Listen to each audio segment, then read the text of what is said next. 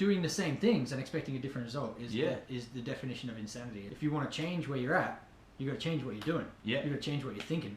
You got to change something in your life in order for your life to change. You can't keep clinging on to everything you have and expect something different to come out of it. Yeah.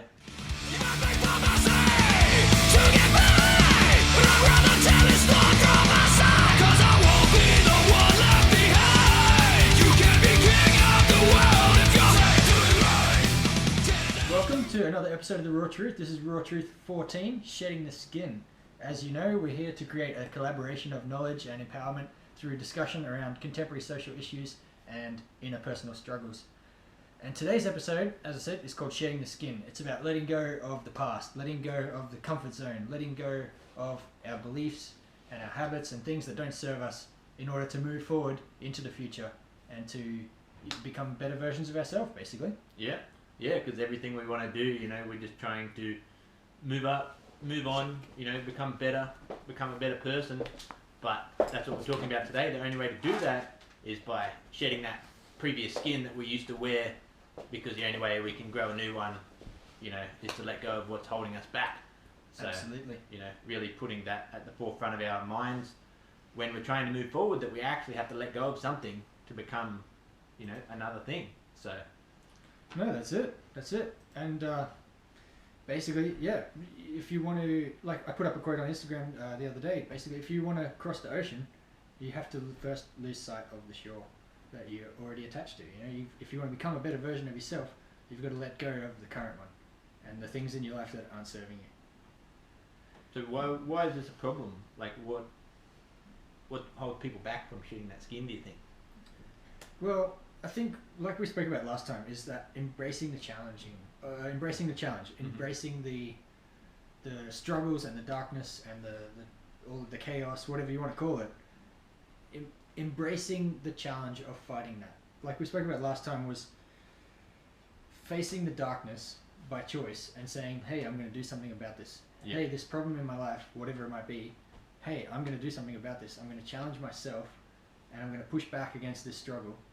Because that, like we spoke about, it provides fulfillment by pushing back against those struggles, by challenging yourself, by seeking out a better version of yourself, gives you fulfillment and happiness. Yes. And it's not, obviously, you know, everyone has their own versions of happiness and fulfillment and what they want to chase. Yeah. But the only way to get to happiness and fulfillment is to be challenging yourself and growing. Yeah. And becoming a better version of yourself on a day-to-day basis. Yeah, and that is what we spoke about, you know, stepping into that and really taking that on. But at the end of the day, like, you know, that is scary. And the reason it's scary is because we don't know what the future holds for us. And, I mean, for me, the biggest thing is letting go of the person I used to be and the habits that I used to do and the people I used to hang out with. You know, the only way to move forward in my life is to drop off some of the bad things to get more good things in, you know, because there's only so much room for us, you know, Absolutely. other people, and Absolutely. only so much time in a day, and so we've got to be selective with what we're bringing in. And this is scary at times because we don't know what those things are. We've got to go search, and you know, that's a quote by Shakespeare that we've got there. It's, you know, we know who we are, but we do not know who we may be. And so, you know, that's something Shakespeare wrote in the Hamlet play, you know, which is hundreds of years old. And that's the thing. People are so scared of the future because it is uncertain. The potential is so scary. And when you start to make waves and you start to build momentum in your life, it is scary to think like how much you can do because you're seeing your progress in your life. Absolutely. You know? But it's still so much unrealized potential. It's still so much room to go, you know. So for sure, I think one of the things a lot of people say is, you know, we often overestimate how much we can achieve in a day. Yeah. But we often greatly underestimate what we can achieve in a year. Yeah. Yeah. So what you may be capable of in 12 months' time, you really have no idea like what your potential is. But certainly, you know, there's interesting things to step into there. So obviously, Slave to the Grind, as I said, we released that last week. The message of that song and our video to go with that is very much based around this concept of not just existing within the struggle of your day-to-day job or your day-to-day life or just the grind, you know? Yeah. It's about stepping out of that and saying like, hey, I want to be king of my world. I want to be in charge of my life. I want to be on top of things. I want to be doing the things I want to do. I want to be happier. I want to be more fulfilled. I want to be living the life that I want to live. Yep. Being king or queen of your own world. And the only way to do that is to stop being the slave to the grind. Mm-hmm. To stop letting all of life's struggles and problems get the better of you and saying, hey, I'm going to do something about this. I'm going to make my life mine, and I'm going to take charge of the situation and do something about it, you know? And like I said, we did speak a little bit about that last week, but we're going to sort of continue that discussion and sort of talk about that letting go of the grind and stepping into being the king. Yeah. And that does, you know, what I was just saying before, like that middle ground. That's a scary. Like, how does a slave become the king? Well, he has no idea. It's not just a go from slave to king. There's a middle step there. Yeah. And that's the unknown. That's the uncertainty, the chaos, the darkness, whatever you want to call it. Yeah. You know, to get to the other side of the tunnel, you have to go through the tunnel. Yeah. You have to get to the other side of the ocean. You've got to lose sight of the land. You know, at some point, to get from this land to that land, you're going to be in the middle of the ocean where you can't see any land around you. Yeah. And you're like, oh shit, this is scary as fuck. If something goes wrong here, we're all done. Yeah. You know, do I want to turn back? Do I want to keep pushing on? Do I want to, you get disoriented sometimes. You're in the middle of the ocean. You're like, oh, which way do I even go? Which way do I come from? I don't know. It's scary as fuck. And that's also exciting as fuck to some people, you know. And that's how you become that. That's how you get to that destination. You've got to go through the chaos, the confusion, the darkness. Have you guys, I mean, I'm sure you guys have done it before, but have you had to give up something in order to move forward? We'd love to hear about it. You know, have you had to sacrifice to make something else work? You know, as Wally said at the beginning, you know, there's only so much time in a day. There's only so much money in our bank accounts. There's only so much stuff we can do with our lives. It's like, in order to achieve something else, we have to get rid of something we have. You know, in order to get to the other land, you have to give up the one that you've got. So, have you guys had to do that before? Have you had to give something up and achieve something else, or to have something else? And if you have, how did that work out? You know, maybe you made a sacrifice that turned out for the better. Maybe you made a sacrifice and the thing you got for it was like, oh, this wasn't worth it. I actually kind of did prefer the other thing. But either way, you know, it's still growth. It's still progress. So, we'd love to hear your story, man. And that's something Jordan Peterson's spoken about. I've watched a couple of videos when he talks about, you know, the fear of moving is so much better than the fear of staying still, because when the world's happening around us and we're just stuck because we don't know what to do and where to go, you know, that's the worst result possible. The best thing you can do is just take a step into the fear, and then you can assess, like, okay, did I go in the right direction? And it's okay if the answer's no, but so many times we get paralyzed by the fear of taking the wrong step. Where actually taking the wrong step is far better than spending years and years waiting for the right path to present itself, because maybe it never will. But if we do take a step down the wrong path, we can then sit there and go, oh, well, we went the wrong way, so let's choose another path here. Reassess, go again. But the balance with that is, you know, we don't throw everything we have at the path, because it may turn out wrong, and that can lead to other problems. You know, if you have a business idea and you throw all your money into it and it could be wrong, you know, that's why they have the concept of the minimum viable product. You know, I only want to put in a little bit, you know, I want to go down this path a little bit to see if I can actually, if I like it. You know, there's no point starting a business in hair products. You know, for us it might be worthwhile because we might get the use out of it, but you know, if you're bald, you know, like you wouldn't be able to endorse your product and it might not sell, so there's no point throwing your whole life at certain things. But really making sure that moving into the darkness, remembering that's so much better than staying stationary in the light. You know? And that's because the movement, the progress, the growth, that is fulfillment. That is where the happiness comes from. You know, it's very hard to be happy if your life is stagnant. You know, if you're the same person you were 10 years ago and your life is the exact same as it was 10 years ago, you're not really living. Nah, unfortunately not. You're just existing at that point. And you know, maybe, I don't know, maybe you've got your life perfectly the way that you want it to be. And everything's set up and you've got everything you could dream of. In which case, awesome. Like, I'm definitely not criticizing that if that's the case. Fantastic. But often that is not the case. And people haven't got their life where they want it to be. But they're not moving towards it. They're just staying there. You know, they're just sitting still, and like with that comes this stagnation. It's this decay inside of you. Yep. You know, you're heading towards death, and you're not enjoying the time that you have. You're just existing through it. You're just trying to survive. You know, and living is where the fulfillment comes from. You know, taking on the challenges of life, taking on those problems, and really making the most of it. Yeah. I mean, what if life was just a continual downhill trend towards death? You know, the time decay is just consistent.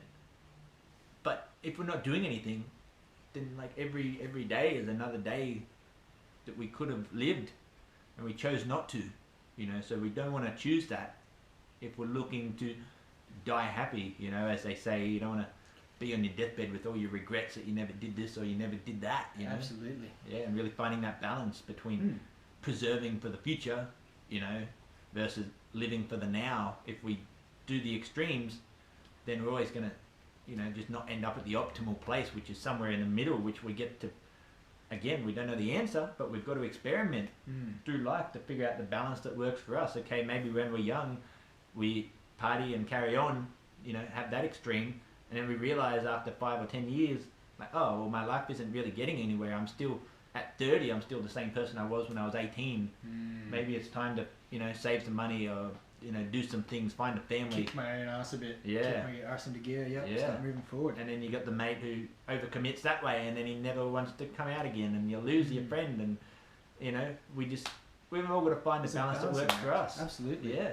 One analogy that I really like about this growth thing is this concept of the butterfly. And, you know, while it's not necessarily, you know, very heavy metal to be wanting to be a butterfly, you know, being a caterpillar is definitely not exciting. You know, living that slug life, you know, just existing as a caterpillar. You're waiting to be eaten by a bird, you know. You're just existing, just chilling out on a leaf, hoping that nobody kills you. You're soft, you're squishy, you can't really move that quick, you know. You're prey at that point if you're the caterpillar, you know. But so what you want to do is become a butterfly, because then you get wings, you get freedom, you get beauty, you get colors, you get a life where you can sort of start calling some shots a bit more, you know. But like we spoke about before, to become that butterfly, you have to stop being the caterpillar and go through this phase, this cocoon. You know, you got to. The caterpillar just doesn't grow wings and become a butterfly. The caterpillar first has to go into the cocoon, give up being a caterpillar. They basically turn, like, I don't know the detail of the biology and the science behind it, but essentially the caterpillar turns back into like this liquid glob and then reforms itself as a butterfly. Yeah, right. It doesn't just sprout wings on its back and then become a butterfly, you know? So, and that's very much the case with life, you know? If you want to become the butterfly, if you want to become that next version of yourself, you almost have to like undo some things that you've got. You have to unlearn things. You have to undo habits. Maybe you have to get rid of some relationships or a job or something that's holding you back. You have to get rid of that. End up with less stuff. Yep. But what you have then is more potential, more space in your life that you can then fill with new stuff. Yeah. You can't necessarily just swap the old for the new. Yeah. You've got to get rid of the old first, have a period of like nothingness. Yep. And then learn and grow and fill that with the better new things. Yeah. You know, so that's a really good analogy of that, and I think that's really important. So, and that's what we talk about, letting go. You've got to let go of being the caterpillar. You have to become less than the caterpillar, become nothing, and then you can become the butterfly. Yeah. You've got to give up being what you are. For sure, man. Yeah, I can see a few people talking in the comments there. What have we got? Glenn's talking about his son. I'm just reading it quickly here. Yeah. Feel free to read it out loud. Yeah, so Glenn's just said here, letting his son live with his mum after he went through family court. He had a 50-50 arrangement, but to cut a long story short, it didn't work out. So he had to make a really hard decision to let him go and see him once a month. That's a tough one. So basically what Glenn's talking about here is giving his son some stability by having one environment and one family and one place to live. Yeah. Gives him more stability as a son and gives him a better environment to grow up in, rather than this 50-50 like changing between two parent styles and two environments and two lives. Damn. But in order to do that, he had to like give up his connection with his son to some degree. Yeah. That's got to be that's way hard, more man. difficult than I could even begin to imagine, bro. So like that's very strong of you to do that, mate. And I really hope that your son appreciates that, or at least benefits from it, you know. So that's powerful, man. Thank you so much for sharing that, Glenn. That's awesome. And that is one of those points where when a child gets older, you know, hopefully there is no resentment there because of the choices you had to make as a father, you know. And that's one thing that hopefully, you know, when your son gets older, you can sit down and have those man-to-man conversations about the fact, and, you know, they can understand that, and that we know powerful. That would create a much stronger connection down the path, because, you know, your son hopefully will respect you for that and realize that you did the best you could with the situation you had. And look, like, even if that doesn't happen, like, you know, whatever can happen in life, you know, miscommunication or misunderstandings can happen. Yeah. But, like, that's just powerful of you, Glenn, to, like, know that you've done, you know, quote unquote, the right thing for your son, like, by doing that. That's incredibly difficult, an incredibly difficult decision to make, but a very powerful one. And I think, you know, much respect to you, man. As I said, I couldn't imagine having to make such a decision. Yeah. Not having kids myself at the moment. Yeah, for sure. Not that we have any idea what the hell we're talking about there. No, like, that's powerful, man. Like, but I mean, I've sort of had a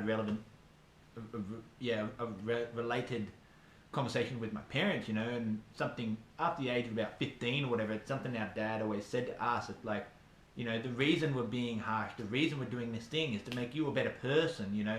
And they really emphasized that, you know, after about 14 or 15 years old, the fact that, you know, the reason we do discipline, the reason you have punishment, all these things, because we love you and we want you to be able to become the best you can be.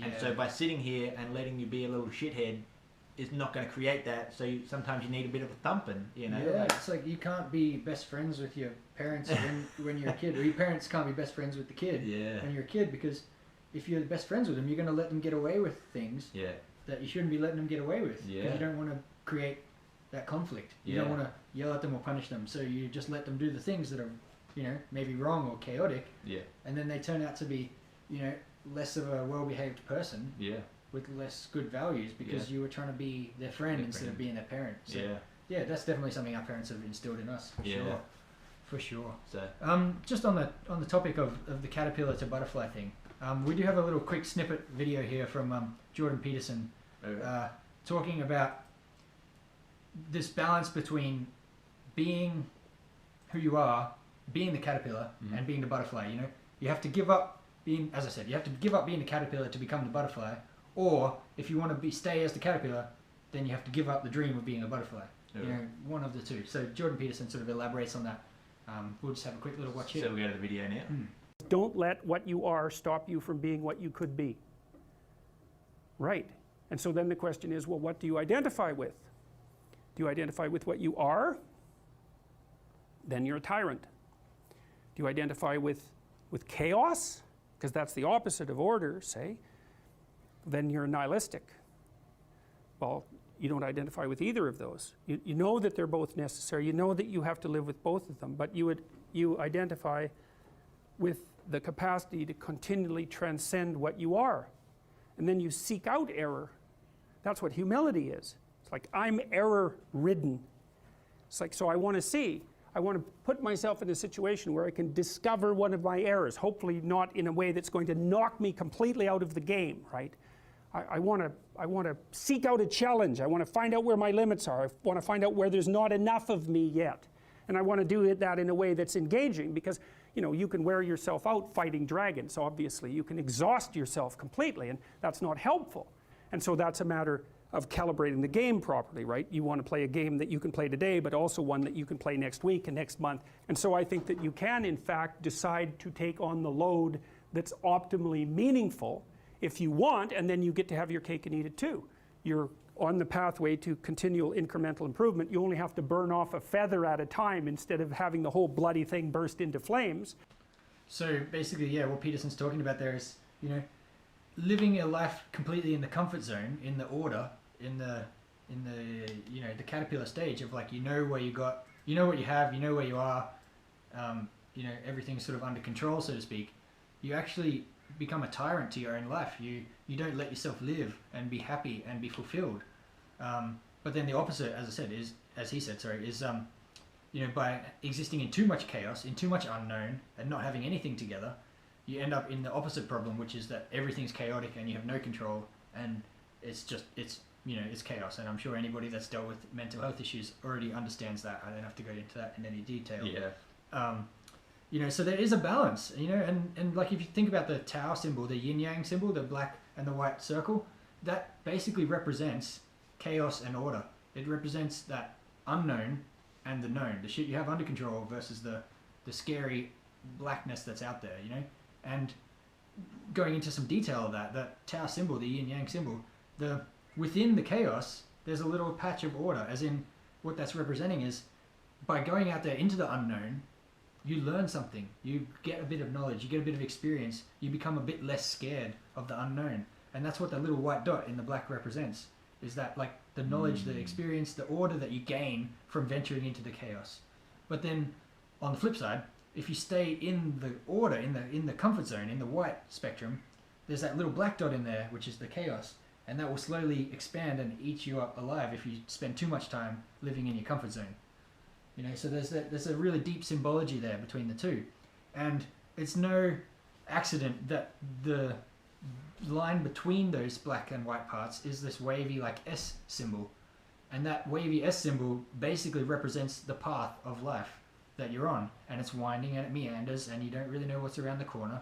But you've got to live your life on the path in the middle between the chaos and the order. You've got to have one foot in the bit that you know and one foot in the bit that's fucking confusing and scary.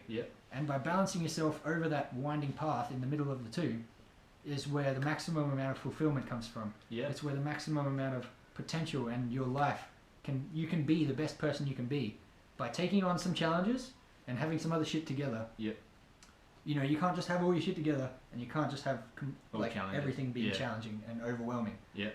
And that's that yin yang symbol, like, is really powerful symbology that's existed for thousands of years, sort of thing. And that's basically what that represents, and that's kind of what Peterson's talking about there. You've got to burn off a feather. You've got to shed the skin of the snake. You've got to give up being the caterpillar sometimes to become the butterfly.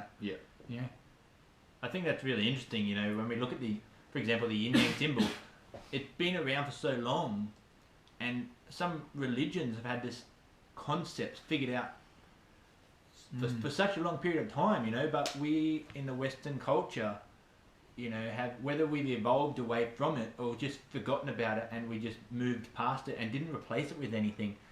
Sometimes it's really unfortunate that we have to go back to so long ago and look at other cultures around the world just to see the best way or a better way that things can be done, because Western culture has grown so much, especially over the last, say, 150 years, and really evolved away from the other cultures to become really isolated. And in doing that, we've forgotten about so many of these things. And that's why it's so important that we can have these conversations and we can identify these sorts of things, because it's still a fundamental to life. Maybe all the other cultures they just grow up knowing these things, but especially in our culture, especially here in Australia and in the metal community, maybe we don't have a lot of religious beliefs, and maybe we don't have a lot of values, around other people, because all of our struggles are so significant. But internally, but it's so refreshing and so beneficial to sit here and have these conversations and realize that all these people, the answers are out there, but we've just got to find them. We still have a spirit, even if we're not religious. We still have a being inside of us, and religion, organized religion, is sort of a potential solution or antidote to that. Gives your life a purpose and meaning. It gives that spirit something to cling on to. But it doesn't have to be organized religion. It could be your own spiritual journey that you're on. But you can't necessarily. I don't think you should ignore that spirit or that spiritual side of yourself. Everyone is a different level of spiritual. But we all have some form of being inside of us that's more than just our body and our thoughts. And so that spirit often and especially if you're dealing with things like mental health issues, often that's your spirit calling out and saying, like, hey, I'm being ignored, like, I've got some needs over here. And I'm not saying organized religion is necessarily the answer to that, but certainly going on some sort of journey with yourself, trying to become a better version of yourself, giving your life some meaning and some fulfillment, rather than just existing on a day-to-day and going to work and making some money and going out on the weekend and having a drink. You know, there's more to life than that. Yeah. And then your spirit will often be calling out for you, like, hey, I need something over here. Like, yeah. I need to fulfill. And that's some fulfillment. And that leads me on to our next point, where we need to do more than what we currently do, because doing what we have done in the past has gotten us to this stage. But if we're feeling unfulfilled, we're feeling unsatisfied or unhappy, then by continuing to do those things, the happiness isn't going to magically come. You know, they say the definition of insanity means that we're doing the same thing and expecting a different result. So if my life or an area of my life is making me unsatisfied or unhappy or, you know, not benefiting me, I shouldn't keep that around. I shouldn't keep going to that job. I shouldn't keep, you know, eating this food, whatever your situation may be. I need to cut that and move on to something else, you know, to go to another level. And we've got another video here to share with you from one of the main influencers that I listen to, his podcast. His name's Ed Milet, and his whole deal is basically, you know, finding your best self, becoming your best self, and really putting in the work every day, both mentally, physically, spiritually, to get better. Because that's all we can do if we want to be getting fulfilled every day, is growing. You know, yeah, letting go level. of the things that don't serve you. Yeah. Letting go of this, like you said, the habits, the job, the whatever it is, the relationship, the people in your life, the whatever, the beliefs. Yeah, letting go of that to becoming a better version. Exactly. So is there anyone in the comments, or do you want to throw that video on? No, man, now? just throw on the video. Let's do it. I'm constantly obsessed with writing the next chapter of my life, not reading the previous ones. The happiest and most fulfilled people don't read the past chapters of their life. Here's the truth. Nobody cares. No one cares if you had a failure.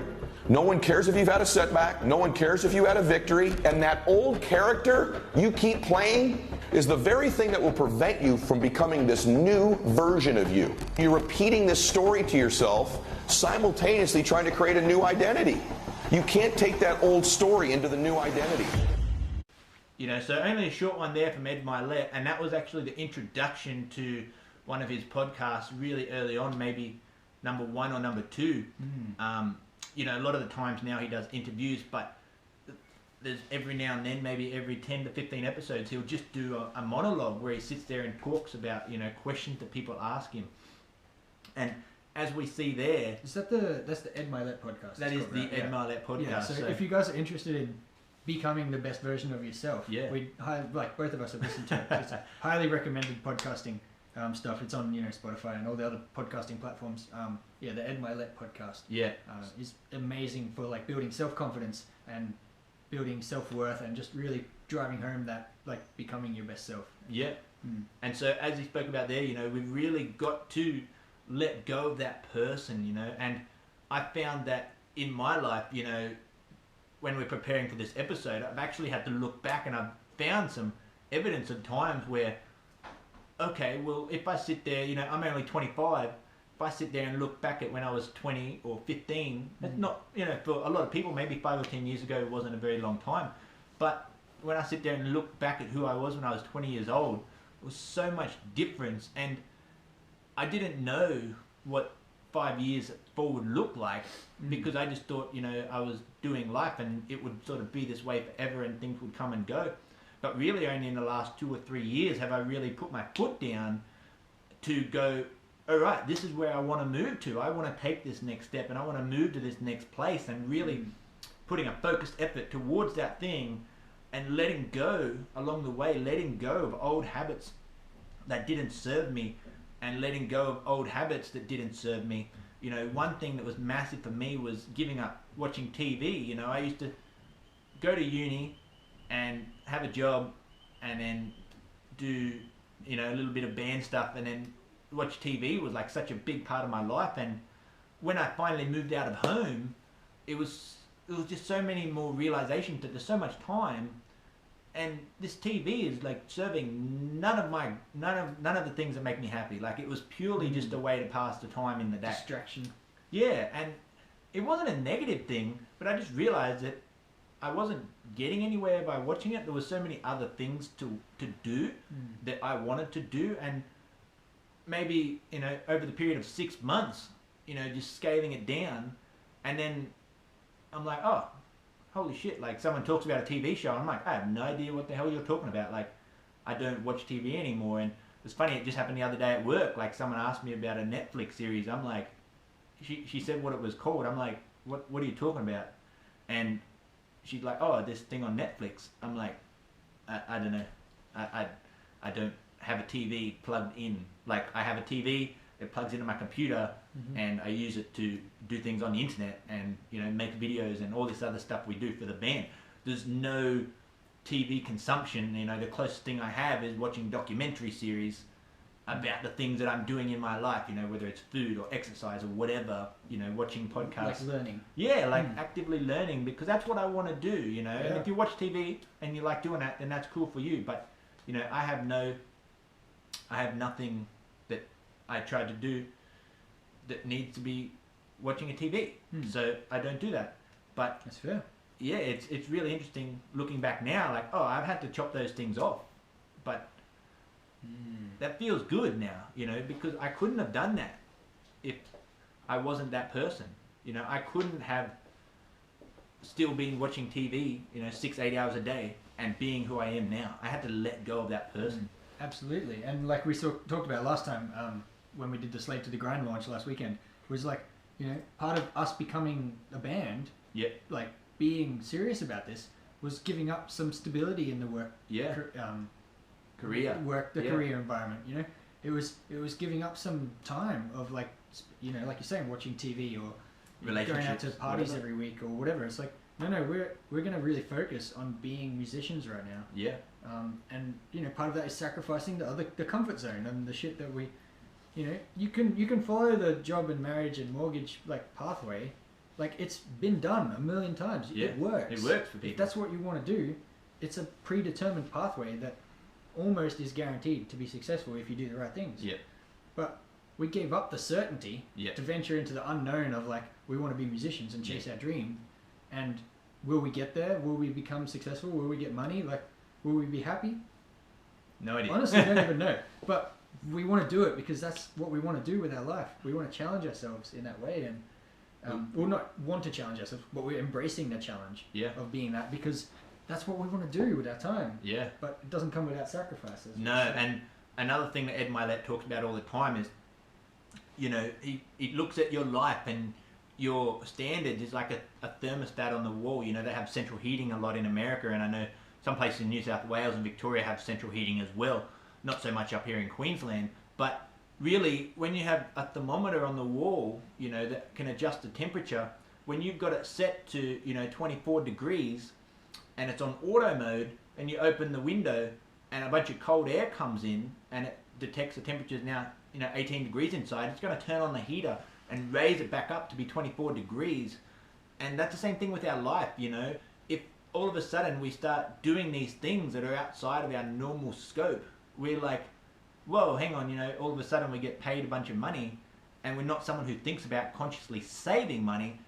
We just go spend it all because that's not, okay, someone gave me. Having the money is not something that's, like, normally in your life. So you want to sort of get rid of it. Like, in a sense. that's scary for me. Like, oh, I don't know what to do with $5,000. Let's, like, go and get rid of it so I don't have to think about, you know, if I do the wrong thing. And that's powerful. And he does talk a lot about the same thing going the other way, where if you know, usually have a certain income and your life is built around that thing, and all of a sudden you lose your job, you're going to get desperate to go and find more work because you get hungrier to heat the thing back up. You're like, shit, I've just lost my job. And maybe this happened to you with the coronavirus situation. You know, if you've lost your job and you wanted to maintain your standard of living, you're like, shit, I just got to go find something. And, you know, I've been through that multiple times when I've, you know, quit a job or lost a job.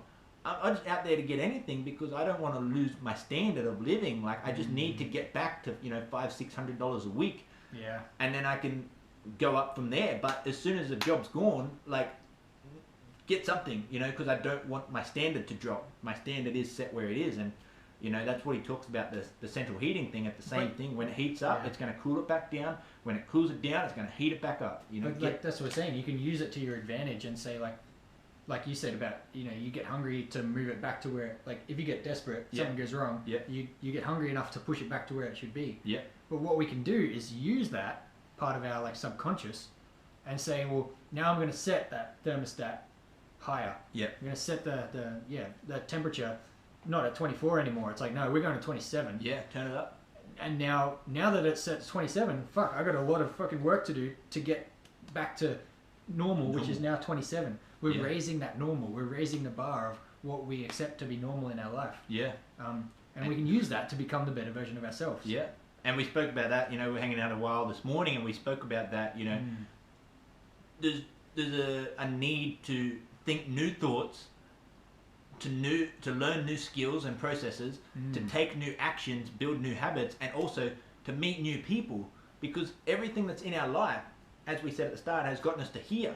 So how do we then go to another level? Well, we need to change something, because this is only going to get us so far. In order to go again, I've got to bring a new person in. I've got to bring in a new skill. I've got to become more valuable. I've got to figure out a new habit. And the way to get stronger is by increasing the weight, not by lifting the same weight over and over again.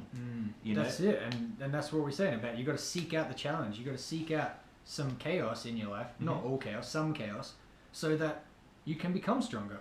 And that's the thing about keeping your feet in, like, one foot in the white, one foot in the black. You've got to keep that foot in the black of, like, continually challenging yourself in a little way, so you can become stronger. Yeah. So has this happened to you well, recently? what I was going to say is, just on that, is like problems themselves, the challenges aren't bad. They're good. There's goodness in them. Yeah. And that is growth. Yeah. Has this happened in my life? Yeah. Well, yeah, like talking about stepping out of the comfort zone and all those things, man. Like, I specifically wrote down on a piece of paper 2 years ago, in October 2018. I wrote down, I was in a bit of a shit spot mentally, like we sort of spoke about that last time. I told a bit of a story, and I was in a bad spot, and I'm like, I don't like where my life is at right now. Where do I want it to be? What do I want my life to look like? And I wrote it down on a piece of paper. First of all, I read a book called The Oracle's Secret. It's like a tiny little thin book. It's basically written for children, but I got value out of it. Holy shit! Is there like there's value in these like 99 pages? Yeah. Like, it's a Oracle Secret. Fucking get it or read it online or audiobook it or whatever. But like, it's a children's story kind of, but the content in it is applicable to everyone. And holy shit, did it change my life? It's all about setting that goal of like, what do you want your life to be like? Where do you want that thermostat to be set? Visualize that. Think about it. Set a goal to get there. Yep. Set a plan to get there, and then start working towards it. So in 2018, I read that book, and I was like, okay, well, what do I want my life to look like? And I wrote it down on a piece of paper, and I've got it right here. This is the piece of paper I wrote on 2 years ago, and it says, I make music for a living. I enjoy creating, giving voice to my opinions and feelings, and getting caught up in music on a daily basis. I enjoy not having to go for a job I dislike, and feel proud of my success and audience around the world. And I'm happy. So I wrote that when I was in a shit spot about, this is where I want to be. I like wrote it as if I was already there, which is a very powerful visualization tool. Yeah. But basically I wrote it as if I was already there. And that was, as I said, October 2018. And then what I realized on Thursday this week, I'd stuck that on my wall 2 years ago, and it's been there ever since. And I walked past it on Thursday, and I just looked at it, and I read through it, and I was like, this is me. I'm here. I'm doing it. I'm living that life that I wanted to live 2 years ago. I'm living it. Because I stepped out of my comfort zone, and I said, I want to live this life. And I sort of put some work in, and I put some plans into action. And 2 years later, or a year and a half later, I'm there. I'm living that life. And that just hit me like a tidal wave of happiness and fulfillment and excitement. And I was like, oh my God, like I'm living the life that I wanted to live. And then there's like the flip side of that was like, well, where do I go from here? Yeah, you maxed out. Damn, like, okay, I've achieved my goal sort of thing. And it's like, well, now what? Yeah. Now I get to set another one. I get to do the same thing. I get to write another plan for where I want to be in 2 years' time, and write it down as if I was already there, and visualize what I want that might want that to be, and get to start working towards that. Yeah. You know, I raised my temperature from 24 to 27. Now I'm sitting at 27. I'm like, let's go to 30. Yeah. Like let's take it up another notch. And I was so excited reading that the other day and being there. I was like, yes, Made it. yeah, I fucking did it. Yeah. God damn. And I'm like, I already knew in myself that my life was different to what it was 2 years ago, but I didn't realize that I'd achieved like what I set out to achieve. So that's huge. And I'm happy, very happy and fulfilled that I did that. Yeah. You know? And I think, just on that, realizing that you've reached the limit, you've realized now your thoughts that have got you here will now only keep you here. No, that's it. So now those thoughts that were actually serving you are now going to be your limit and are holding you back. Well, that's the dichotomy, isn't it? It's Yeah. like the thing that got me to being here in the first place can only get me here. Yeah. I've now hit another wall. Like my life can't be better than what it is now unless I start changing more things, more habits, more beliefs. You know, part of the thing that I did 2 years ago to get me to here was getting rid of my other job. You know, it was putting more time into the band and making that decision, like we already spoke about, to become proper musicians, like full-time type musicians. You know, part of it was, getting out of my comfort zone and expressing myself more through social media and through things like the raw truth and stuff like that. Yeah. You know, but now that I'm out of that comfort zone, I've created a new one here. I've set up a new comfort zone around my current life, which is now going to stop me, and I'm going to stagnate here unless, again, I step out of that comfort zone and challenge myself to go to the next level. Yeah. You know, it's a continual process. Yeah. But it's not a bad process because, like I said before, problems themselves aren't bad. Finding a solution, and this is something Jordan Peterson talks about, and like the discussion we played before from him goes on. There's an extended video of that, and it goes on to say, finding a solution to those problems is part of what gives your life meaning and purpose in the first place. It gives you something to do. It gives you something to push back against. You know, challenging yourself. You can have problems and be fulfilled at the same time. Yep. In fact, that's how you be fulfilled. Being fulfilled isn't a lack of problems. No. It's a having problems and continually working to solve them. Yep. And then when they're solved, seek out new problems. Yep. To challenge yourself again and grow further. Yep. Because the fulfillment comes from the growth. It comes from the challenge, not from the result, not from achievement, not from having everything under control. Fulfillment comes from that winding S path in the middle of the yin yang. Yeah. It's you've got to have the feet in both sides of it to have the fulfillment. Yeah. You can find you're finding the fulfillment in the continual growth and the challenge. And not wishing that there was no problems, but instead finding fulfillment in the solving of the problems. Yes. And so that's kind of, where the shedding of the skin comes from. You becoming the butterfly, shedding the skin if you're the snake, shedding that skin to become the new version of yourself. That's where the fulfillment happens. But even as a snake sheds its skin, it has a new skin, and then 12 months later it sheds that one as well and has a new one again. To grow It's again. a continual process. And life is a continual process. Yeah. Of raising the thermostat. Like whatever analogy you want to use, it's all the same. You've got to continually push yourself to the next level. Then when you get there, set up another base camp, and then wait for all the troops to catch up. Yep. And then move forward from that base camp, destroy the old one, and build another base camp at another higher level and another higher level, and just keep living your life better and better and better each year, each day, each month. Yeah. And I was actually doing some research when we came up with the title last weekend for Shedding the Skin for this episode. I was researching it's a good play on words, but what actually happens when a snake sheds its skin? And so basically, when a snake sheds its skin, it goes into hiding for a week or so because it's vulnerable when it's shedding its skin because the new layer is not fully formed yet. It's still like a slimy liquid and whatever. So it's not capable to stay out in the fight. It's got to retreat, and it's got to take a safe place so it can't get affected by the elements and other animals. Shed that old stuff off because what happens is snake's growing and the skin can only stretch so far, so it needs to basically get rid of that skin so it can have a longer skin so it can be a bigger snake. So it's going to throw away this old skin and then it's got to wait a couple of days for it to become strong enough to face, you know, to go back out into the world. So knowing that we're doing the same thing as a human over the period, you know, of a month, 6 months, 12 months, whatever the case may be, and just continually, all right, as you've done, I want to be here, so let's be here. And now you're like, well, now I can't go any further until I shed this, go again. Absolutely, and it's the same with the caterpillar thing. Yeah. You know, the caterpillar goes into the cocoon, turns into like a soft, you know, liquidy sort of state of like vulnerableness. Yep. You know, retreats away to its cocoon, and then comes out as the butterfly. You know, and that's the same thing like you said with the snake. You know, you got to give up the being out there, living your current life. It's like I got to give that up, retreat, maybe learn a bit, be a bit more vulnerable, explore my own problems, like figure out what it is that I want to work on and what might be a problem that I can fix. Yep. And then get out there and fix it. Yep. You know, you got to step out of the comfort zone, out of the current, into a state of unknown and chaos, like we said. You know, let go of the sight of the land, get into the ocean where it's confusing and disorienting, and you're lost and you're alone, and then emerge on the other side. Stronger and more powerful.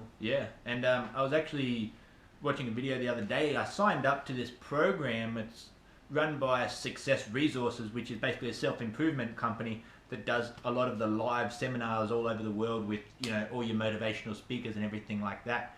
And due to the coronavirus thing at the moment, they obviously can't have people doing in-person presentations, so they've done some online ones where they've just collected a bunch of, you know, older footage from the last year or two, built it into a package, and they're releasing that over the course of a couple of weeks, and it's completely free. You know, what's it called?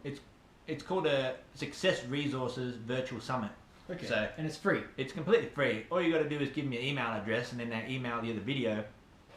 Videos. I'll have to check this out. Yeah, man. And you know, it's nine speakers each week, and the first week, which has just been released on Wednesday, is called the Breakthrough Series. So it's basically talking about all of these things. You know, it's got Jay Shetty, it's got Richard Branson, it's got Tony Robbins in there, it's got Russell Brand and Pitbull, the rapper guy, and it's really interesting. Russell Brand segment goes for an hour and a half, and I'd never really paid much attention to him before, but he's released a book called Recovery, the 12 Steps to Overcoming Addiction, or something along those lines, and in his presentation he talks about those 12 steps, and in his own way basically goes on to talk about, you know, step one is realizing that it is you who is creating a problem in your life. So, you know, if you have an addiction, it is because you're making an effort to drink too much or take drugs or whatever the case may be. And then he's saying that the second and third and the fourth step is about, okay, finding someone who I can aspire to be like, and learning how to get from where I am to the next level, how to break out of this addiction. And it talks about, well, everything you've done has gotten you to here. So we need to find a new skill. We need to find a new action to get out of this. If I'm drinking too much because I go to the pub every night, then I need to stop going to the pub every night. So that's it. Because that's, you know, reinforcing. So I need to stop being that person and become another person who does something else at night, you know? Yeah, that's what you were talking about before, about, like, you know, you've got to, like as you said, like the doing the same things and expecting a different result is the definition of insanity. And it's like, if you want to change where you're at, you got to change what you're doing. You got to change what you're thinking. You got to change something in your life in order for your life to change. You know, you can't keep all the same things. You can't keep clinging on to everything you have and expect something different to come out of it. And this does mean that you're letting go of that habit. And, absolutely. You know, that's something that happened to me, for example, with the drinking thing. You know, I haven't drank in a long time, and, you know, we've also met up with a couple of people in person who have done the same thing with drugs and alcohol as well, where, okay, for me, you know, I used to go out to a show and we'd get drunk and whatever, spend a bunch of money, and then, you know, I didn't really get many hangovers or whatever, so it wasn't really a problem with that. But it was the money thing. Well, it didn't really bother me because I was still living a great life. You know, I bought everything I want. I had my car, paid the rent, everything was fine. But when I was stopping drinking, it, for me, maybe a 6-month process. And, you know, what would happen is I'd I'd stopped drinking at home, you know, pretty much every night because I was drinking every night. And so, okay, well, I didn't really say what I was going to do. I just started cutting things out. But then all of a sudden, okay, there's a family occasion and there's an open bar. So I'm like, oh, well, okay, all right, I'll just start drinking. And then the next day, I'm like, wait, why did I do that?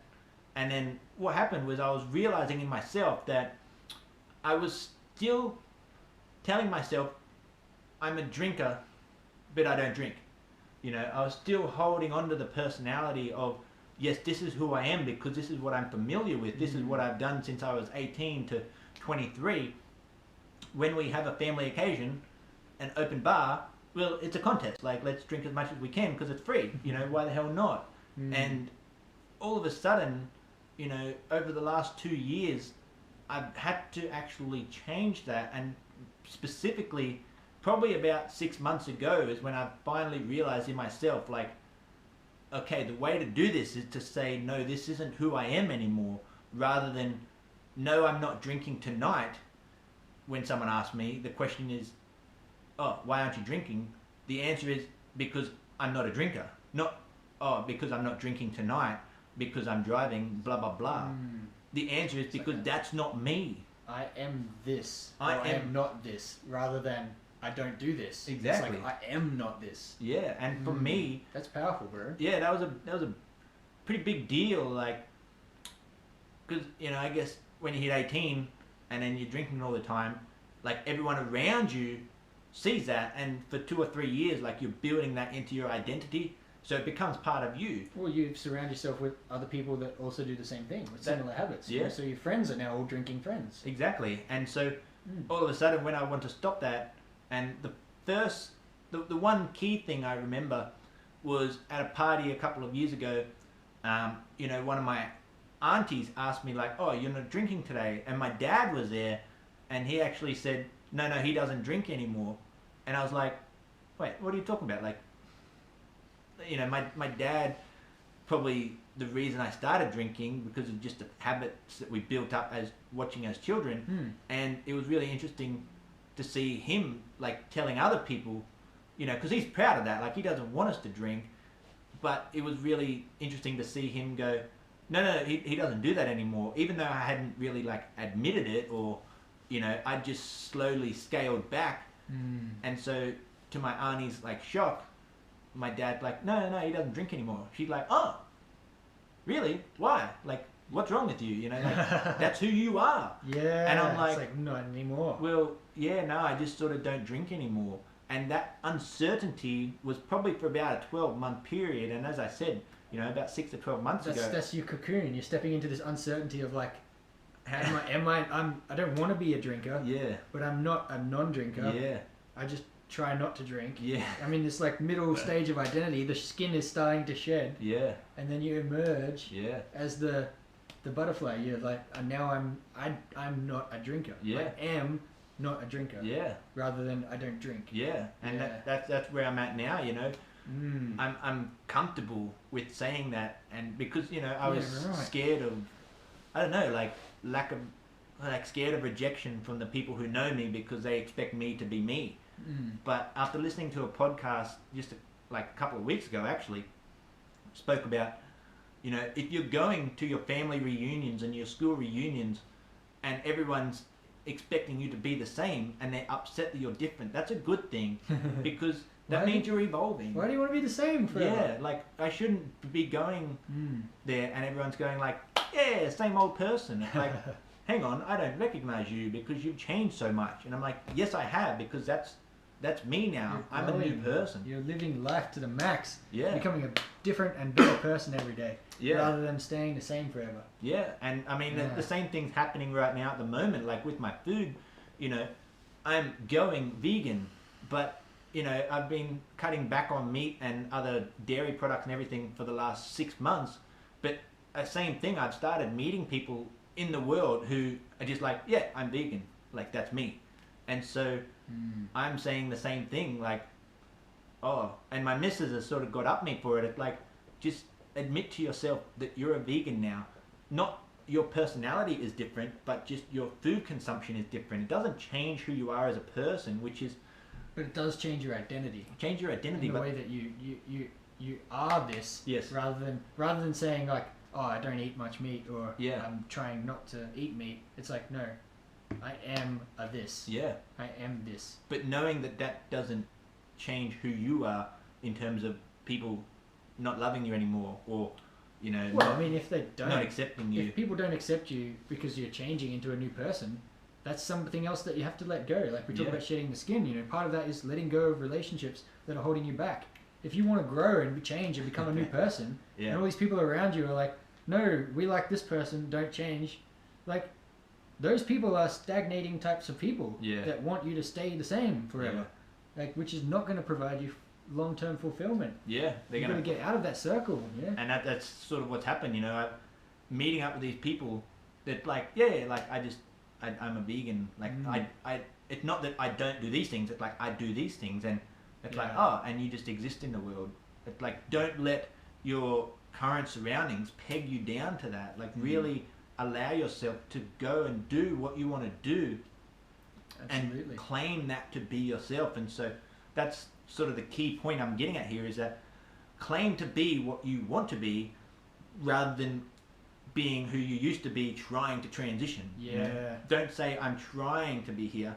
Say I'm here, and let your actions catch up to that. So push your life forward through through your identity. Set the flag 10 feet ahead of you and say, this is where I am. And then your subconscious will pull you towards it, rather than saying I'm here and I want to be there. Like, and that's so like The Rock is somebody that I really look up to and respect and listen to a lot of the things he says. One of the things he really talks about is basically your life exists between what you want and what you tolerate. Like, your life can only be as good as what you want it to be, and it's only going to be like, it'll be as bad as what you tolerate in your life. So if you're tolerating people in your life that are holding you back and saying don't change and don't grow, like, if you don't let go of those people, they're going to continually be that anchor at the back end of your life, pulling you backwards all the time. And what you want, like, might keep growing, and you might keep having more and more ambition to be like, oh, I want this other thing, and this better thing, and this other thing. But if you're tolerating this other behavior, whether it be from other people or from yourself, if you're tolerating your own bad habits, if you're tolerating a shit job that's making you miserable, if you're tolerating whatever it is that you're tolerating in your life, while you cling to that, you can't really push the ambition forward. You're not getting because you're stuck to an anchor. Your boat can't sail across the ocean if you still got the anchor on the dock in the harbour. So you've got to let that go. You've got to either cut the anchor free or pull it up and set sail. And I think that's probably a good place to sort of end the discussion today. Is let go of some of those anchors. You've got to figure out what's in your life that is the anchor. Whether it's a person, a job, a habit, a belief about yourself and what you're capable of. And that's a powerful thing that we'll probably get into next time. Is getting rid of those self-doubt beliefs. But we have talked about that before. Figure out what it is that's holding you back. Figure out what your anchors are. Start cutting some of them free. And setting sail for the new horizons. For sure. And it is really one of those things where, in order to get the most fulfillment, we spoke earlier off camera about this, that if our standards and our toleration is right here, and our ambitions for who we want to be are just there, we're going to have the most amount of fulfillment, because we're always 2 steps away, like, to the next level, and we're going to be so happy because we're always achieving in comparison to what you tolerate and what you want. Being this far apart, then you're constantly going to be bouncing between the two of them, and it's just going to be chaos, and your life's going to be insane. Whereas if you can get what you tolerate and what you want closer really together, close. Just keep moving it up every day and going like, yes, this is who I want to be tomorrow. So let's get there. Hell yes, I kicked ass today. Like, all right, who am I going to be tomorrow? Absolutely. And go out again and just smash it and take it to the new level. That's it. Keep shedding the skin. Make new circles of friends. Keep becoming those better, newer butterflies. Just keep cutting those anchors loose and everything. So, do we have any comments there at the end? Did anyone give a shit about my story? We're good, mate. We're good. We're good. So I think we'll wrap it up. All right. So thanks everyone for tuning in, guys. Thanks for another edition of The Raw Truth. We'll have some more snippets of this stuff up on the social media throughout the week. If you guys aren't following us on Instagram or Twitter or YouTube, whatever, make sure you jump over there and like and follow and subscribe us on all the different platforms. We do put out different content on each platform, so So what you're seeing on Facebook isn't the whole story kind of thing. So Yeah. make sure you check us out on all the other platforms too. Ooh. We've got CDs and merch for sale. We're still flogging albums by the bucket load. Yeah. We're over 150 sales now. So thanks everyone for getting a copy of Program Dichotomy. Yep. The reviews are coming in fast and great. So if you haven't got a CD, please do grab one. We'll put up some links in the comments. Other than that, guys, yeah, as I said, cut some anchors free, set sail, and enjoy the rest of your Sunday. Yep. Hit us up. Send us a message. Leave your thoughts in the comment section. Absolutely. And, let us know what you think, because it's always good to get feedback. Feel free to share your story if you're not comfortable to post it on the video or whatever. Send us a message. Yeah, privately even. If you live in Brisbane and you want to catch up for a chat, feel free. A coffee or a walk or whatever. If Yeah. you're interstate, feel free to make a trip up, and maybe we might catch you on tour and you can see us out and Absolutely. about. So, All right, guys, have a good Sunday. That's another Raw Truth. see you later. 'Cause I won't be the one left behind. You can be king of the world.